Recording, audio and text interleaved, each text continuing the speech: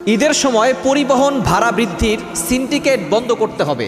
দেখা যাচ্ছে যখনই ঈদের সময় আসে তখনই দেখা যাচ্ছে ভাড়া অনেক বেশি হাই লেভেলের তুলিয়ে ফেলে। যেখানে ভাড়া 400 টাকা সেখানে ভাড়া করে 1000 টাকা, যেখানে ভাড়া 500 টাকা সেখানে ভাড়া করে 1500 টাকা। ট্রেনের টিকিট পাওয়া যায় না, এরপরে দেখা যাচ্ছে বাসের টিকিট পাওয়া যায় না।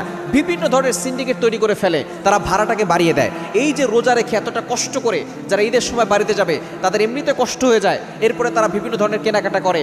দেখা যাচ্ছে তারা শহরে থাকে, যারা গ্রামে থাকে তাদের জন্য কিছু কেনাকাটা করে, অনেকের আত্মীয় স্বজন আছে, হিউজ পরিমাণ টাকা সেখানে খরচ হয়ে যায়। কিন্তু তারপরও দেখা যাচ্ছে যে এই ভাড়া অনেক বেশি নিয়ে থাকে। এই সিন্ডিকেট বন্ধ করতে হবে। যারা ঈদের সময় ভাড়া বেশি বাড়ায়, যারা রোজাদারকে কষ্ট দেয়, যারা রোজাদারকে কষ্ট দিয়ে তারা মনে করে যে ঈদের সময় তারা ব্যবসা করবে, এই পরিবহনে যারা ব্যবসা করতে চায় তাদের এই ব্যবসা বন্ধ করতে হবে, এই সিন্ডিকেট বন্ধ করতে হবে। ঈদের সময় আরও ভাড়া কমিয়ে দেওয়া দরকার। যেহেতু রমজান মাসে তারা রোজা রেখে কষ্ট করে বাড়িতে যাচ্ছে, ভাড়া কমিয়ে দেওয়া দরকার। কিন্তু দুঃখজনক হলেও সত্য, আমাদের দেশে এই রমজানের শেষ দিকে এসে বিভিন্ন ধরনের ব্যবসা শুরু হয়।